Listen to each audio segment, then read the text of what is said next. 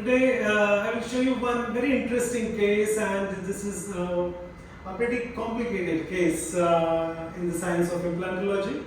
So whenever there are deficient bone in the posterior maxilla, what we suggest is an all-in-4 approach to the patient. But this case is very unique and very difficult even for all-in-4 situation. And this patient has moved to so many dentists around Pune, and then she wanted something fixed solution for the maxillary jaw, upper jaw. So we have suggested that we'll go for all-in-4 as a treatment option with the Italian implant system, and give you multi-unit abutments and then give a final hybrid prosthesis. So look at the patient basically. So she had only this front 5 teeth remaining, and then there are carious tooth. So daant majboot nahi hai, they are pretty weak, and she's really fed up with this kind of teeth, and she wanted some solution. So when we did the OPG, we saw teeth are really mobile and there is no strength, and somewhere she got this implant done which was not a stable implant.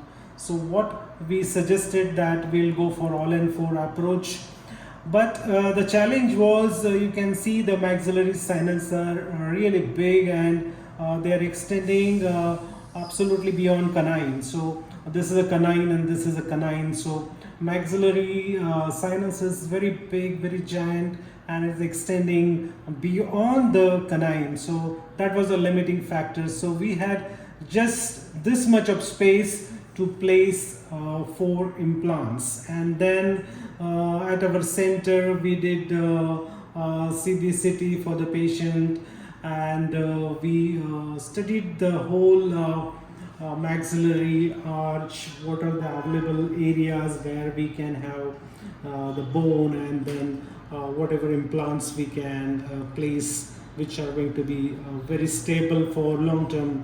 So after a lot of analysis and this thing, then we suggested patient will go with this Italian implant system, and all-in-4 will be the treatment of choice. So this is what we did in all-in-4 implants. There are 4 implants. These are absolutely 15 millimeter long implants, and these are 4 by 15, 4 by 15, and these 2 implants are in the central incisor, and then the 2 implants are starting from canine. It's a very difficult kind of a surgery. Mandibular, she has overdenture, which is pretty okay with it, but maxillary she wanted a nice smile.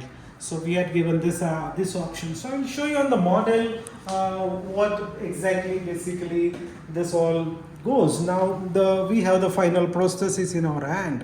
So what we see is basically, now these are the dummy multi-unit abutments. So our implant is this implant is tilted, right? This implant is tilted, and these are straight implants, and on which there are this multi-unit abutment. So our final prosthesis is ready, and this is our final prosthesis, which is beautiful and really nice work by the lab technicians, very beautiful. And this is an hybrid prosthesis, and this scoping will fix on the multi-unit abutment, and very passive fit, very nice fit, and beautiful aesthetics all around the case, and very nice gingival emergence. Fitting is very nice at the gingival level, and this is beautiful.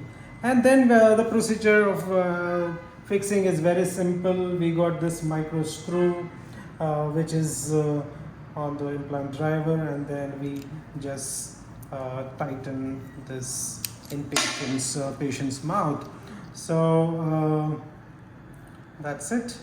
And then on the 4th screw, the denture stays in patient's mouth, right? So now we are going to fix this in patient's mouth, and she's absolutely undergone so many trials and aesthetics about the case, and she's very excited to receive this in patient's mouth. So we have done many all-in-4 cases, but this is pretty challenging because the sinus was huge, and this is what we are giving to the patient. So we'll go ahead and now look how she looks, and this is a beautiful aesthetics.